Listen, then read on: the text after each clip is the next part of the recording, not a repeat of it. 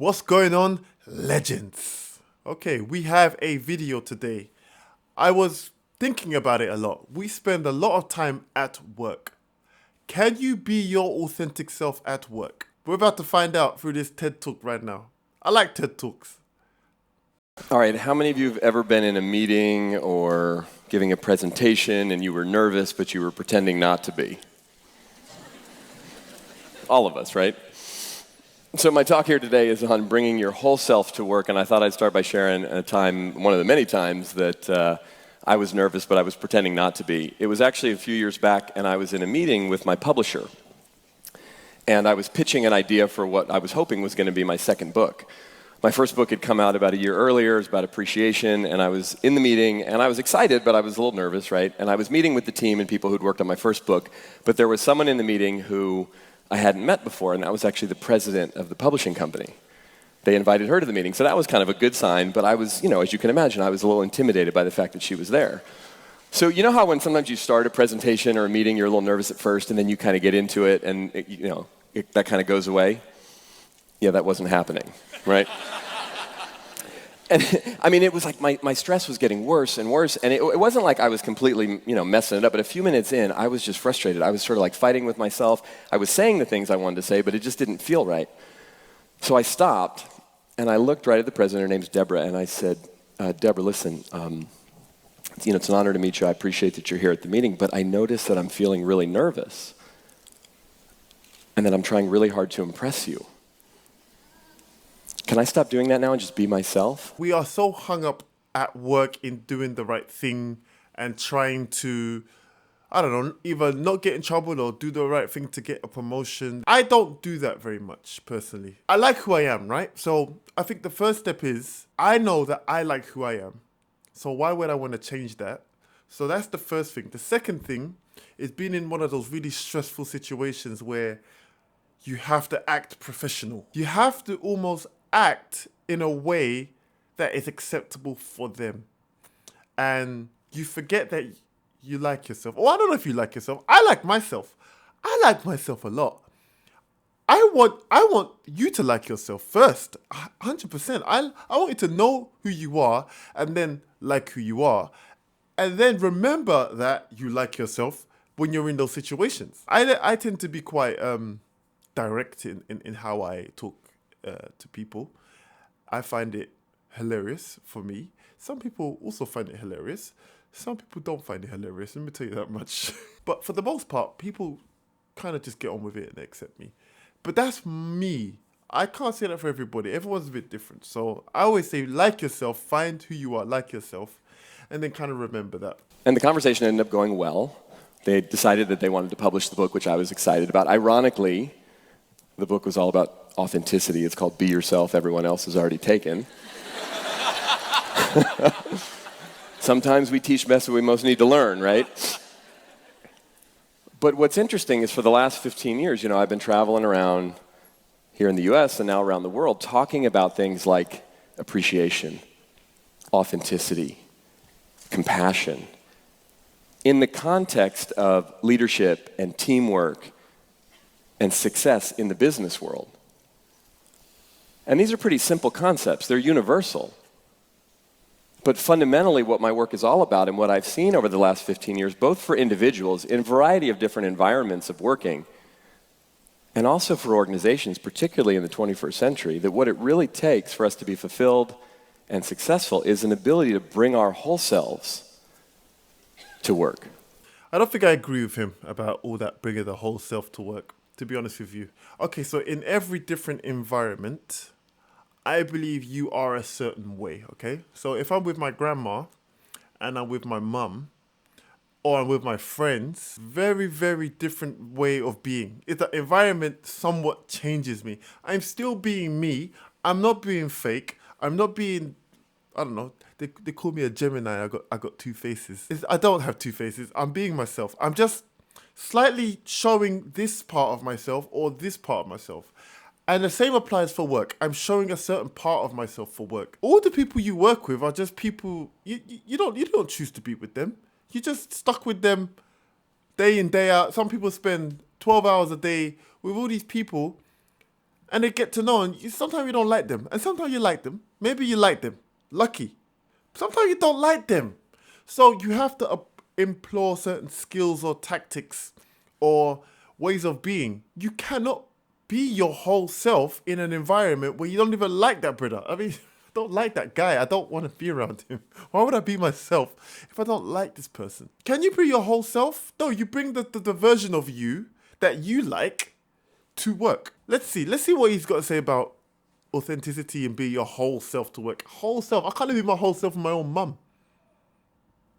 I mean, I can a little bit. Me and my mum cool like that. And as Dr. Brene Brown from the University of Houston says, you can't get to courage without walking through vulnerability. And she's right. So vulnerability has been a big part of my work for many years. I was speaking actually at an event in Japan a few months back for a US-based company, but they do work all over the world, and they invited me to a conference, leadership conference in Japan, 300 leaders, and it was being translated, right? None of the people in the audience spoke English, and so I was talking to the translator before the event, and I was going over some things that I was going to talk about, and at one point I said to her, and I'm going to spend a lot of time talking about the importance of vulnerability, for leaders and to connect and to be innovative, and she says, vulnerability? And I said, yeah, vulnerability. She said, vulnerability?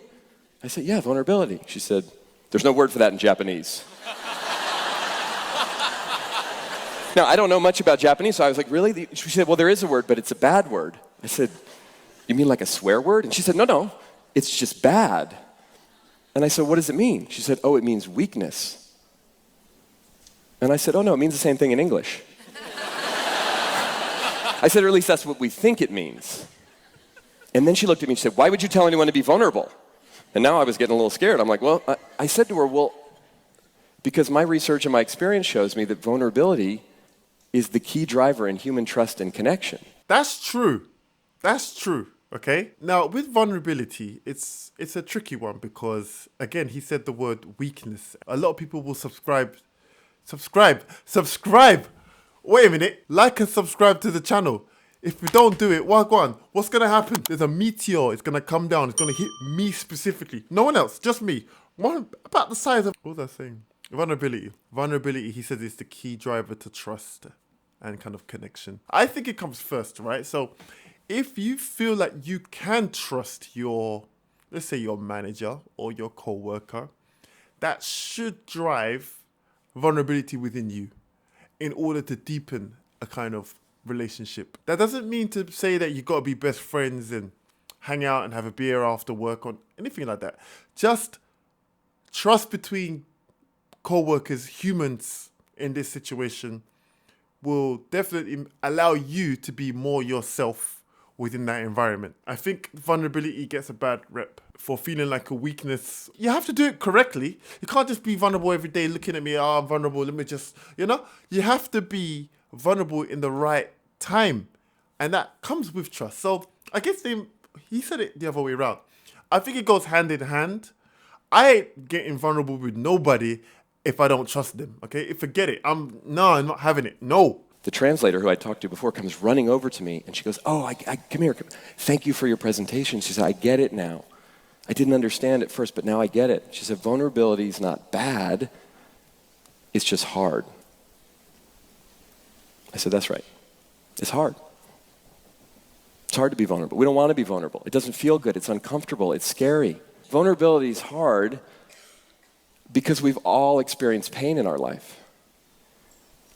We've all experienced disappointment. We've had our hearts broken. And not just personally, even in our professional lives, at school, in the things that we do, we've wanted things. When you want something really badly, it becomes vulnerable because you could lose it or not get it. So we hold back. So it takes courage. And what I've seen for organizations, how do companies or how do organizations, groups of any kind, universities, places, clubs, groups, whatever it is, how do you create an environment that's conducive for people to thrive? There's two elements. One is a high, healthy bar of expectation.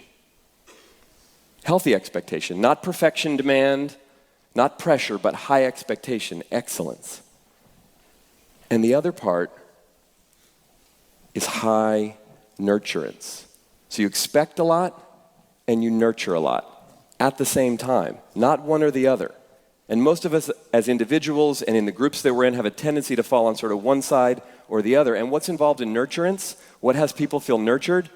Being seen, being heard, being valued, being appreciated, not just for what they do, but for who they are. What also has people feel nurtured is it being safe for us to be ourselves. He did say a key word here. He said something about courage, yeah? I like that word, courage. I think courage is very important for standing up for yourself. Saying something that you don't like, or you need to confront someone about a certain thing at work. These things happen at work a lot because there's like a strong power dynamic at work. And the easy way is to not say anything. But I believe it takes a lot of courage to stand up for yourself. So here's what I'm going to do. Legend of Melf. I'm going to give you a tactic or trick that I do every time, all the time, works perfectly. Number one, evidence. Okay, evidence. Number one is evidence. So I'm going to give you a scenario, guys. For the past 7 days, my coworker has come late 10 minutes every day. First thing is the evidence. I've got the clock-in details. I can check the clock-in details late. I've timed it and I've checked the time. Number two is the inference. Okay? Why is this person coming late? The inference is the bit that where we trip up. Does this person not care about their job? Does this person not respect me? Does this person not respect themselves? What's going on? Does this person think they're supposed to start at the time of the 10 minutes late?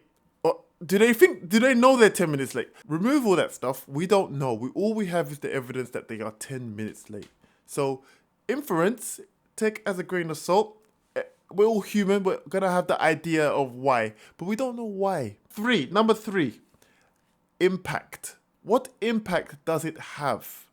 Well, if the person's coming in late 10 minutes every day, it's causing problems in the work. They're supposed to start at that time for a reason, and they're not making it for that time, and they're coming 10 minutes late. It's disrupting the business, okay?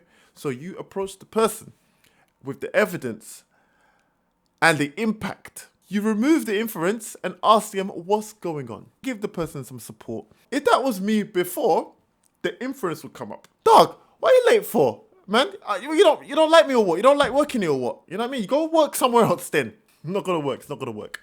That's a little tactic. You know, I can definitely go into more detail with that in other videos, sure, whatever. But I think that's a great way to kind of approach someone at work while still being your authentic self. To speak our truth, to disagree, to take risks. Yeah, it can be scary, but that it's safe to do that. And what also creates nurturance is compassion. Compassion. The normal human response, the natural human response to vulnerability is compassion, empathy. All right, guys. This TED Talk boring me. Let's try and move on to another one. Let's get some other videos going on. Let's see what happens because this guy, man. No, but he did good though. I remember very early on in my HR career, I had just received a new role and I was super excited about it. Yes. It was a Sunday night and I spent hours prepping for my first day.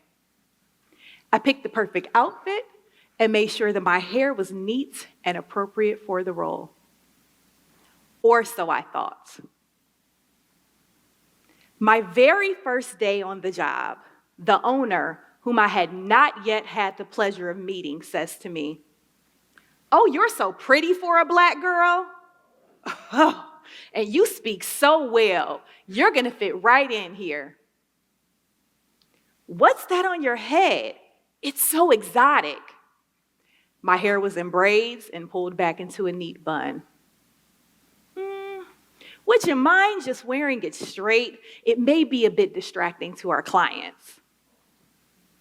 Now, see, at that point, I just wanted to pick up my bags and run straight out of the door, but I was a young mom with financial responsibilities, so I stayed. Later on that afternoon, I was in new hire orientation, and I received the employee handbook. I was shocked to find that wearing stockings was a requirement.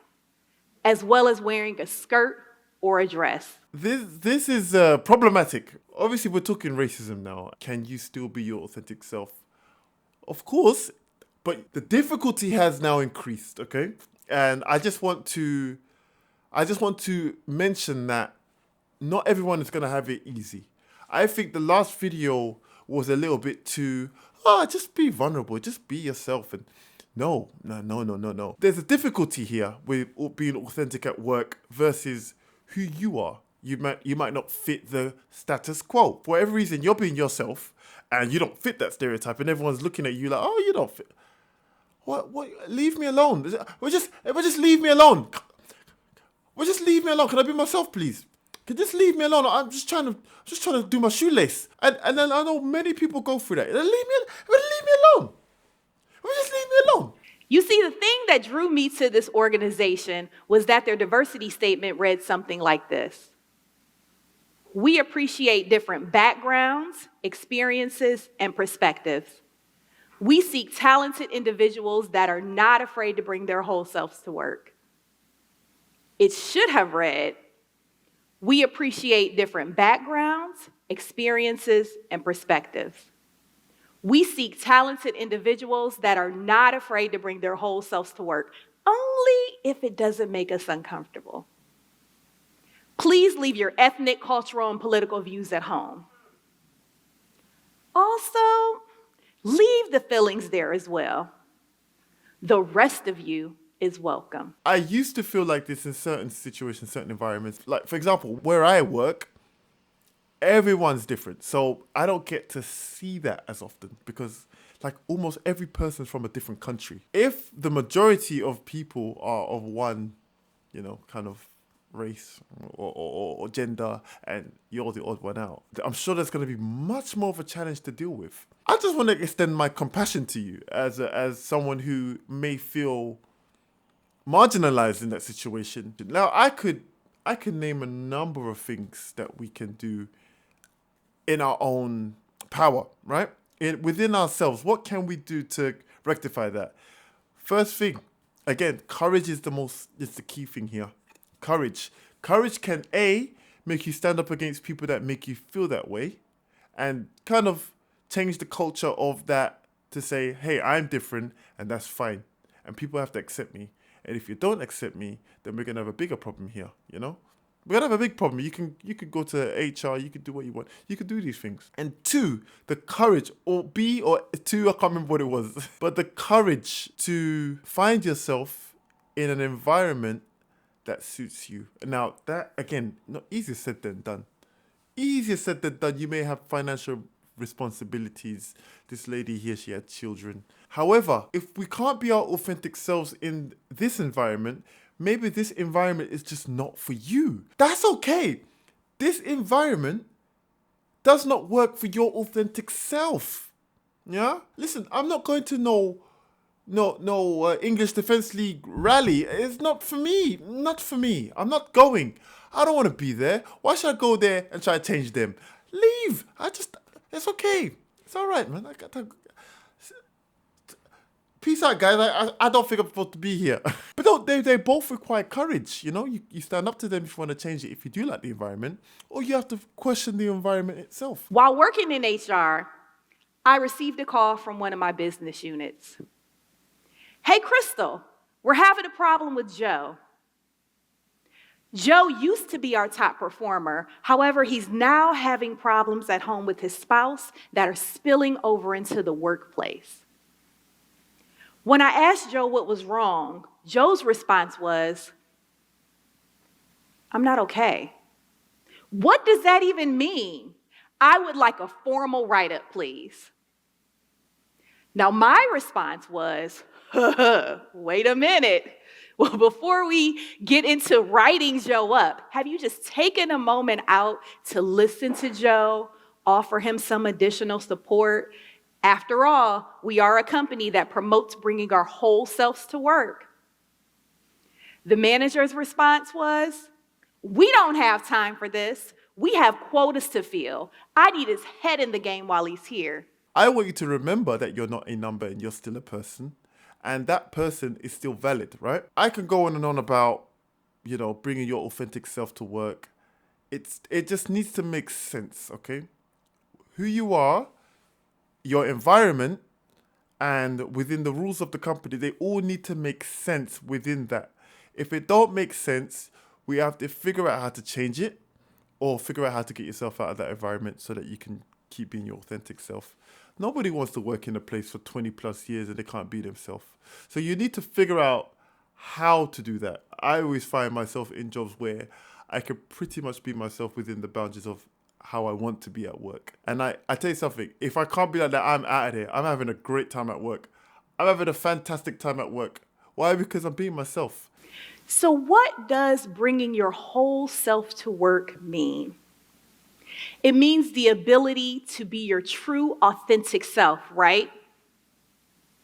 For some of us, it may mean the ability to be open and honest about our feelings and our emotions. The ability to say, I'm not okay, and not feel judged. For others, it may mean the ability to speak up and offer an opinion that differs from others without fear of persecution. Let's interject there. I like that one. I like what she said. It's the ability to say, I'm not okay, which kind of comes back to the last video about being vulnerable. It's the ability to say how you feel and show your differences. I think it's okay to be direct with people and say how you feel at any point without fear of being judged. I think that's what she said as well. Don't remove those feelings. Don't remove that you're not okay and you're just a number, you don't mean anything to anybody, so you hide those things. And also don't remove the fact that you have all these different beliefs and ideas and values that you could easily offer to the team. You have to cherish those skills and celebrate the fact that who you are is you. I want you to be you at work. You and who you truly are have the ability to make something amazing happen in your workplace literally just by being yourself. Do you have the courage to be yourself? And what it is about yourself is the person you like being in that environment. Can you do it? Can I do it? Can we do it? Yes, you can.